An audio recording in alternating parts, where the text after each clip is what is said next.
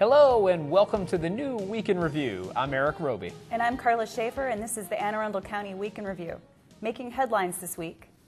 Have you ever been stuck in traffic thinking there must be a better way? Well, County Executive John R. Leopold is asking for your help in developing a new transportation master plan for the future. The county is holding 3 listening sessions this month, starting with Annapolis High School on January 18th.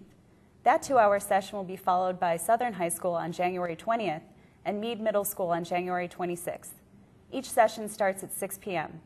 Topics will include everything that helps get people moving, from road improvements to hiker-biker trails to bus lines and light rail.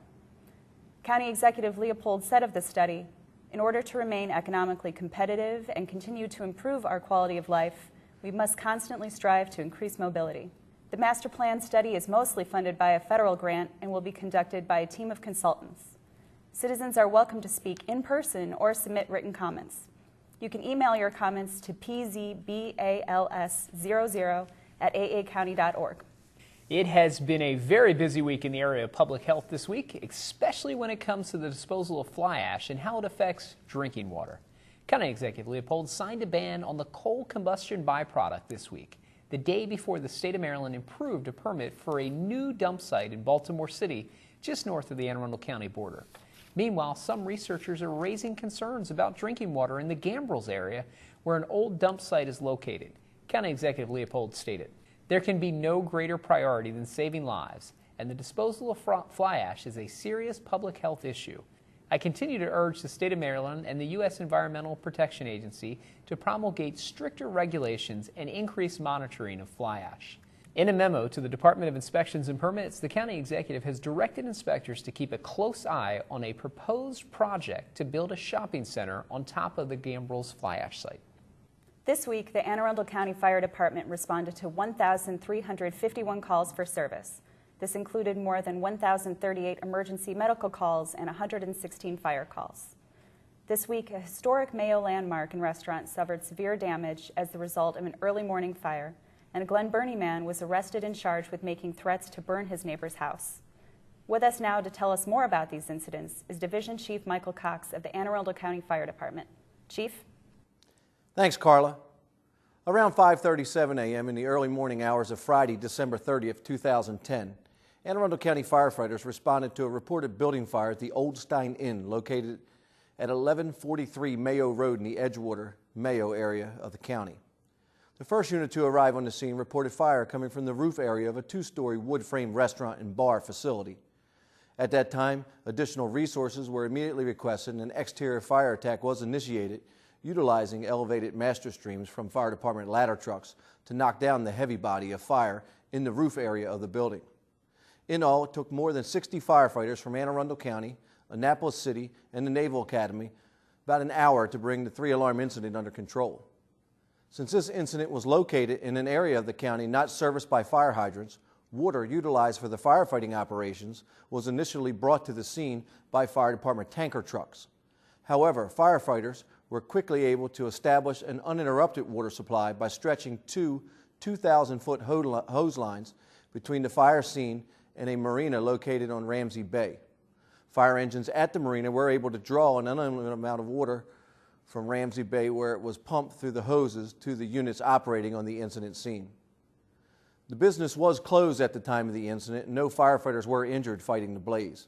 The exact cause of the fire remains under investigation. However, it is believed to be accidental. Damages from the blaze are estimated to be more than $550,000. In a second incident, fire investigators from Anne Arundel County Fire Department have arrested and charged a Glen Burnie man with 7 different charges, including 3 felonies in this aftermath of a dispute with his neighbor. The incident occurred about 1 p.m. on Sunday, December 26. At that time, Anne Arundel County firefighters were called to the 100 block of Lincoln Avenue Southwest in Glen Burnie.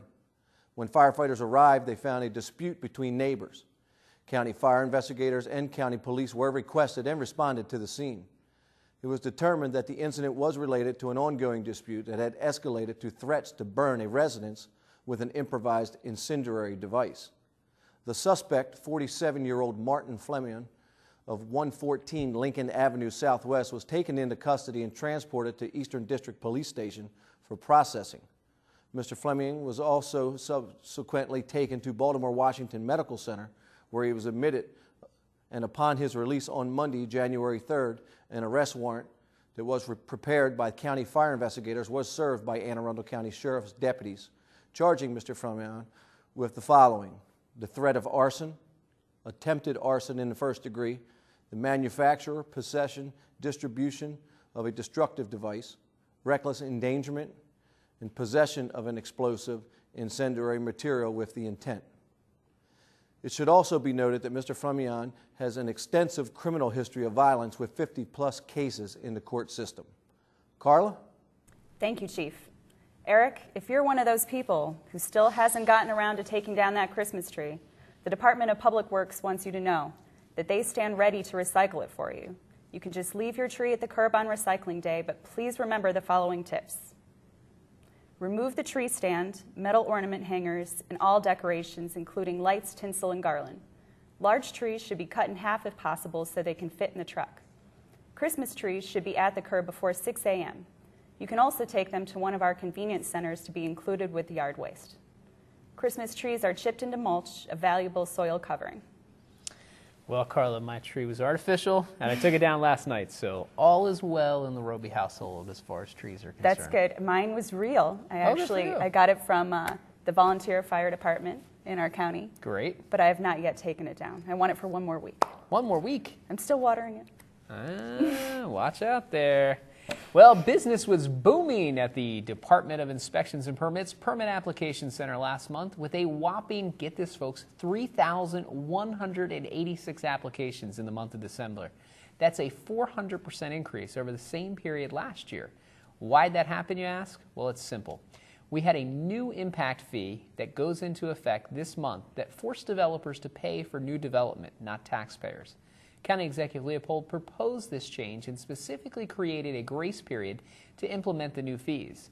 The effect was that developers were racing in to get permits before the new fee schedule began.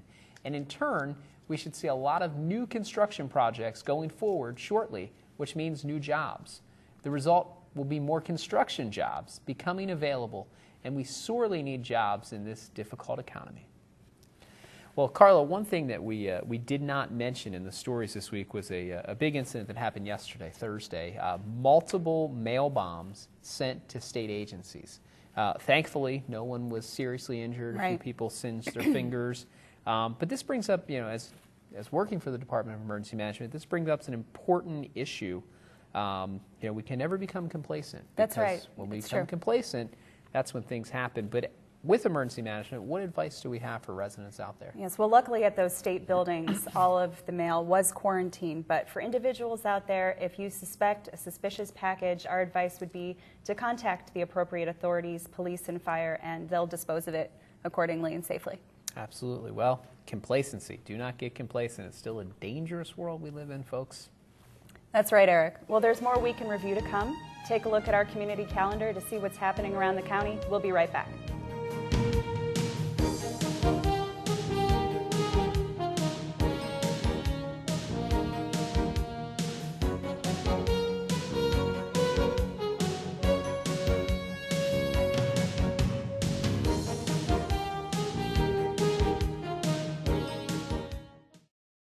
Hey. Ready to go? Yeah, but the fire's not out. It's close enough. Close enough? If it's too hot to touch, it's too hot to leave. I mean, the next thing you know, you've torched our whole neighborhood. Which is why we're not going anywhere? Exactly. 9 out of 10 wildfires are caused by humans. Only you can prevent wildfires. Welcome back. On New Year's Eve around 5:23 p.m., officers from the Western District responded for an assault and robbery that had just occurred near a Laurel convenience store. Joining us now with more information is Public Information Officer Justin Mulcahy with further details on the investigation in this week's Police Beat. Justin? Thanks, Eric. The 29-year-old male victim was located at the Extra Mart, located in the 3400 block of Laurel Fort Meade Road. That's Route 198 in Laurel. When officers arrived, they met with the victim, who had visible injuries to the head as well as the face. The victim advised that he was walking home after shopping when two males approached him from behind and struck him in the head with an unknown object. The two male suspects then removed cash and personal property from the victim before fleeing the area on foot. Several officers responded to search the area with the aid of a canine unit. They located a crime scene in the 100 block of Lauren Drive in Laurel, Maryland. The Anne Arundel County Evidence Collection Unit processed the area, collected evidence from the crime scene. Now, a search for the suspects proved negative, and a canvass was done in an effort to locate any potential witnesses. The victim in this case was transported to Laurel Regional Hospital with non-life-threatening injuries. Suspect is being described as a black male wearing a black coat. No further information on that first suspect. The second suspect is being described as a black male with long dreads sticking up, and no further information on that suspect. Moving on now to our second incident. That took place on January 4th around 12:08 a.m. That's when officers from the Eastern District responded to a residence in the 7700 block of Outing Avenue in Pasadena in the Green Haven community for a reported shooting. The suspect called 911 to report that he had shot his landlord. When officers arrived, they located Harry Allen Wagner, age 57, of 7791 Outing Avenue in Pasadena, Maryland, deceased inside of the residence from apparent gunshot wounds. The suspect in this case, Neil Jesse Manning, age 40, of 7791 Outing Avenue in Pasadena, was on scene and surrendered to officers. The scene was secured, and detectives from the homicide unit responded to assume responsibility for this investigation. Now, detectives, they obtained a search warrant for the residence and conducted numerous interviews. Based on the investigation, the aforementioned suspect was interviewed and subsequently charged with first-degree murder as well as related charges. The motive remains under investigation at this time. Anyone with information on the incident is urged to contact Detective Norval Cooper of the Homicide Unit at 410-222-3453. Now, as always, if you have any information on any of the incidents that we mentioned on the show, don't hesitate to call, email, or text your tip to Metro Crime Stoppers Hotline. It's available 24 hours a day, toll-free at 1-866-7-LOCK-UP, or text message MCS plus your message to crimes at 274-637. You can also visit the website. That's www.metrocrimestoppers.net. Remember, phone calls are not recorded and callers remain anonymous. You might be eligible for a cash reward of up to $2,000. Back to you, Eric. Thank you, Justin. This week, Mary Felter from the Department of Aging joins us with guests Diane Zombo, Karen Sider, and her dog Tiger. They're going to tell us about some great visitation programs for seniors and how you and your pet can get involved. Mary? Thank you, Carla. Today my guests are Diane DeZambo, who's director of the Pets on Wheels, Life Enrichment, and Mom and Me program, and Karen Sider, who is also affiliated with Pets on Wheels and has brought along her good dog Tiger.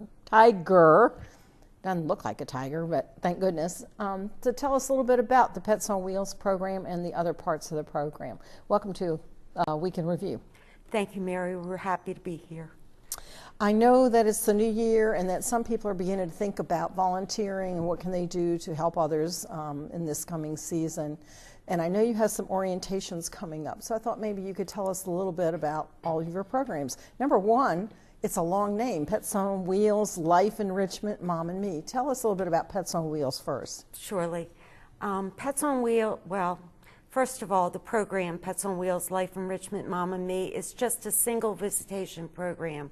And there are 3 ways to visit. You can visit alone with your pet, or bring your small child or grandchild with you. I'll address Pets on Wheels first. That's a very successful part of our program. It's where our volunteers take their own pet to visit the elderly in long-term care facilities in our county. We also go to hospitals, hospices, other shelters, and other special daycare places for adults. And what is Life Enrichment then? Life Enrichment is when our volunteers go by themselves. People in long-term care facilities are lonely. They have a lot of hours to fill up during the day. And so welcoming a friend, which is what our volunteer becomes, a friend, it gives them something to look forward to. And our volunteers read to them or play games. They can take them for a walk or simply sit and listen. And Mom and Me looks like something where you would bring your child to that, right? Absolutely. The spontaneity of a child, the surprise of a child is very rewarding when you're in a facility. Just to have them recite a nursery rhyme, sing a song, the unpredictability can take an ordinary day and make it very special. A lot of times, too, the small children that do go and visit end up with surrogate grandparents. Oh, I should think that would be a lot of fun, not just for the grandparent, but for the children as well. Absolutely, yes. And Karen, I know that you've had some good experiences. You go and visit at Sunrise Assisted Living, I understand, with Tiger? Yes, in Severna Park. What kind of dog is Tiger? Tiger is a Beagle Whippet mix. He is 4 years old. He was a rescue dog from a local rescue group. His origins came from West Virginia. Mm-hmm. And he is just got the most wonderful personality, very lovable, very calm, as you can see. Right. The perfect dog to go visit. And how do the people react when they see him? The people at Sunrise love Tiger. The staff love him. Everybody loves him. As soon as I come in the door, they all start yelling, "The Tiger's here," and they all come over and they want to pet Tiger, and they want to encourage him to come sit in their laps or on the sofa with them or on the chair, and he just loves it. I mean, he just lays down, and I eventually have to pull him to get him to leave because he is just so comfortable there. Oh, Diane, what kind of pets do you have besides dogs? We have cats and dogs are the main group of our volunteers. We have a few other pets as well. Hamster, we had for a while a potbelly pig, but we mainly look for pets that are calm and allow they're social animals. They allow themselves to be approached and petted and loved by strangers. And what are the requirements that you have for volunteers then? Pets have to be calm. How about the volunteer? We look for volunteers who are friendly, who have life experience that they're willing to share, who are reliable and sensitive to the needs of the people that we visit. We ask that our volunteers participate in a training orientation program. It's just one session and it's about an hour. They attend that, and then we allow them to choose a place to visit from our list of over 75. Usually they'll choose a place that's near their home and then get them started visiting. When are your next orientations? The next, each month we have a day and an evening orientation. The next would be February 1st at our Glen Burnie office, and the evening one would be February the 9th at the Pascal Senior Activity Center. If someone wants to volunteer or wants to have you come to visit, is there a phone number that you're giving people? Absolutely. 410-222-0738. We'll put you in touch with either Karen or myself, and we'll be happy to help you. And are you a county agency or are you independent? How do you work? Well, we're a nonprofit, and years ago when we first started in July of 1982, we were a pilot program, and we actually became part of the County Department of Aging and Disabilities. We're no longer part of that program because of budget cuts that happened over the years, but we are a registered nonprofit, and we do occupy space in the county building. That's at 7320 Ritchie Highway, correct? Yes, ma'am. And that's where you'll have one of your orientations, correct? Yes. And again, I'm going to ask that you repeat the phone number for people to call. It's 410-222-0738, and we'll be happy to hear from you. Thank you very much for coming on the program. And Tiger, we appreciate the opportunity to see you. And Karen, thank you very much for coming too. Thank you, Mary. Thank you. This is Mary Felter, Public Information Officer for the Anne Arundel County Department of Aging and Disabilities for Anne Arundel County Week in Review. Back to you, Karla. Thank you, Mary. And Recreation Administrator Franklin Cheney is joined today by University of Maryland head baseball coach Erik Bakich and Director of Baseball Operations Bernie Walter to talk about 4 stars from Anne Arundel County who will be suiting up for the Terps this year. Thank you, Karla. With me, it's my honor this week on the show to have with me the two of University of Maryland's baseball coach. First of all, the head baseball coach, Erik Bakich. Erik, welcome to the show. Thanks, Franklin. Glad to be here. All right, and the head of baseball operations and Anne Arundel County baseball guru, Bernie Walter. Bernie, welcome. Thank you. Erik, why don't you give us kind of an overview of, this is your second season at the University of Maryland. Yeah. Kind of give us an overview of where you guys are. Well, our staff has been here for 18 months, and in the last 18 months we've put a huge focus on recruiting and on facility upgrades. And so we had our first recruiting class come matriculate to College Park this past August, which for the first time in the history of the program was ranked in the top 25 in recruiting class rankings by Baseball America, which was great. And it's a very talented group who we expect a lot out of this group. The other thing we've done is almost $500,000 in facility upgrades to our program, from a brand new infield turf that's being finished right now, which is absolutely state-of-the-art, to a 5,000 square foot indoor hitting and pitching facility right beyond our left field fence, to locker room improvements. We renovated some of our locker room for our players, as well as improvements to the outfield fence, with more to come. So we've done a lot in a short amount of time, and we've got a lot of stuff that we're going to do in the future. Well, congratulations on all that. That's a lot to do in 18 months. Let's talk about the connection to Anne Arundel County. Bernie, you've been around Anne Arundel County baseball. You guys have 4 players and a lot of coaches that live in Anne Arundel County. Tell us about that. Yeah, there's an Anne Arundel County flavor for Maryland baseball. 4 coaches live in Anne Arundel County. Erik lives in Annapolis, as does Dan Burton, who's our head recruiter. Sean Kenny lives in Laurel. He's our pitching coach. And, of course, I live in Linthicum. So 4 of the 5. And then we have 4 players. Sander Beck from Severn School, Eric Potter from Arundel High School are 2 of our star pitchers, and then 2 recruited players, freshmen coming in, Kyle Convasar, middle infielder, and Alex Ramsey, also from Severna Park High School, a catcher. Good. Now, as that, you've had long history in Anne Arundel County baseball. That's great to see. Your alma mater, University of Maryland. You've got to be very excited about where the program's going. Oh, I think we're going to go. I mean, really, I thought we were pretty close last year, and we were not loaded. This year we're much better at every position, and I think we're going to put a pretty exciting team on the field. And all we got to do is get in the ACC tournament, get in the NCAA tournament. Then it's how hot you are at that time of the year, and you know what that can do. You could be in Omaha, win a half dozen games, and you're in Omaha. Right. Now, Erik, you guys, for the program, have a big event coming up, kind of a kickoff for your season. Why don't you tell our viewers about that event? Sure, yeah. It's our first inaugural leadoff banquet. It's something that's long overdue for Maryland baseball, because a lot of other schools in the conference are doing it, but it's a way to generate excitement about our season, and we are doing it in style this year. We're doing it at the Samuel Riggs Alumni Center on Friday, February 4th, and we've got a tremendous leadoff speaker for us, a keynote speaker, and former Dodger skipper and Hall of Famer Tommy Lasorda is going to be our keynote speaker. So it's going to be an exciting event. All the details can be found at www.umterps.com, our school website. Go right to the baseball page, and the registration is there for people who want to come. Now, our viewers, a lot of baseball fans in Anne Arundel County. How do they? Your season starts mid-February. I think you open up against Texas. But how?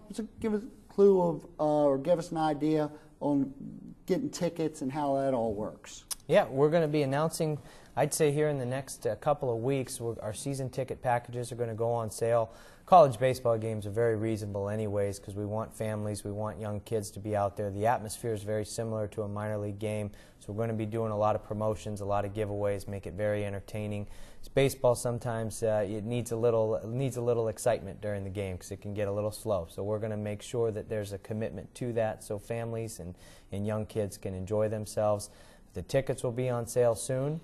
And our season home opener is Wednesday, February 23rd versus Navy, Anne Arundel County School right here. So it'll be exciting. It'll be right there in College Park. See our new turf, see our new facilities. It'll be a lot of fun.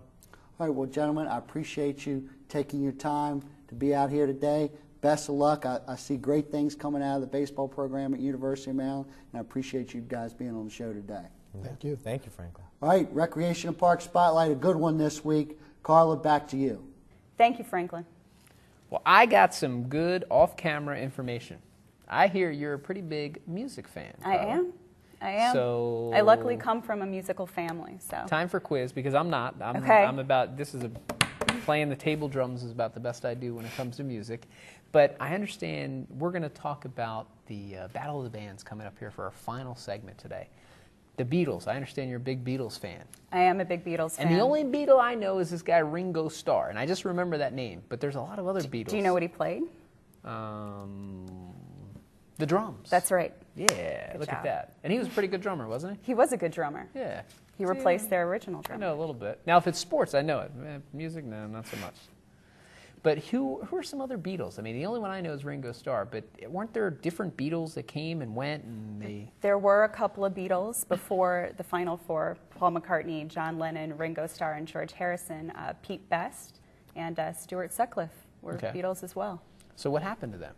Well, Pete was replaced, unfortunately. Stuart wanted to do his own thing. He was an artist. Unfortunately, he had an early death, but before that, he was a good bass player, a left-handed bass player, left the group to pursue his dream of becoming an artist.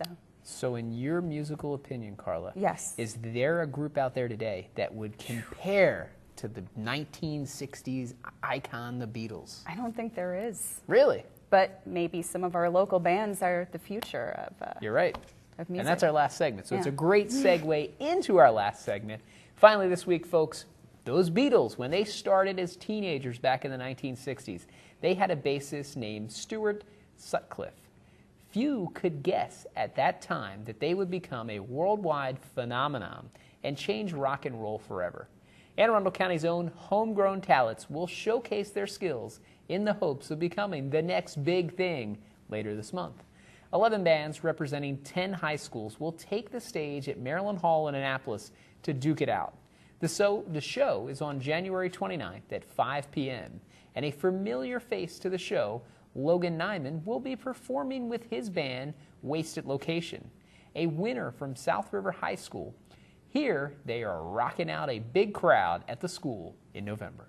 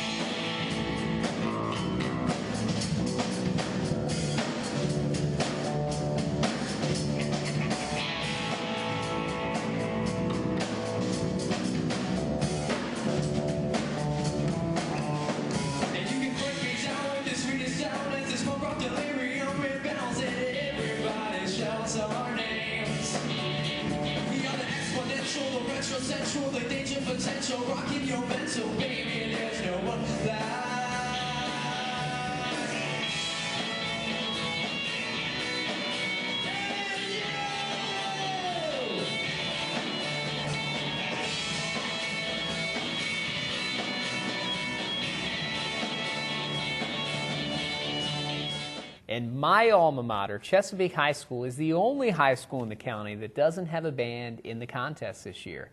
Now, I'm not eligible to participate in that anymore, Karla. No. But even if I was, I'd come in last unless I had a lot of good people in the band with me. Maybe you have some talents we don't know about it. Yeah, I don't think so. But other bands that will be duking it out include Nitrix from Archbishop Spalding, seen here performing in their basement.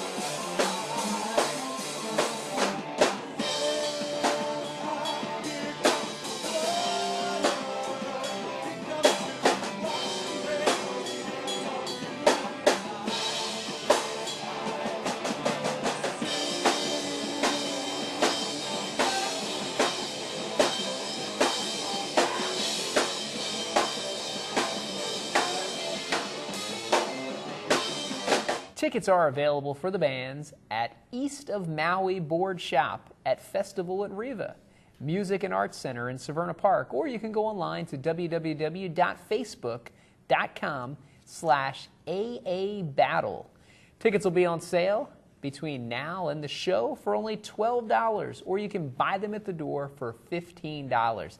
Now, this sounds like something you should be covering. It should. It's yeah. music. I'll go there. There you go. I'm sure they'll let you in for $12, even if you show up at the door. Well, I'll have to get my ticket in advance. Mm-hmm. Unless our viewers at Weekend Review ever pay me that salary we were talking about. Who was talking about it? We're not paying her a salary, folks. She doesn't get paid. She does this out of the kindness of her heart to report the news to you every week here on Anne Arundel County Week in Review. Karla, it's been an interesting week, I'll say. A very busy week, with the events that came down on Thursday, a little bit of snow that we had Friday morning, messed up the rush hour a little bit. But it is winter, and snow is out there. It's in the forecast. It's going to be cold for the next 10 to 15 days, so I anticipate there may be some winter weather right around the corner. So any words for our folks out there? There could be. I guess our words of advice will just be to watch the news. If it's snowing, please take precautions. Take a little extra time to get to work in the morning, and make sure you shovel. I don't know. Make sure you shovel the snow. Shovel snow. Can you see? Shovel snow. Shovel snow. Shovel snow. It's a little bit of a tongue twister. Well, that wraps up this week's edition of Week in Review. You can watch this episode online anytime at www.aacounty.org. Archive episodes are available at blip.tv, and you can also subscribe to the free video podcast at iTunes.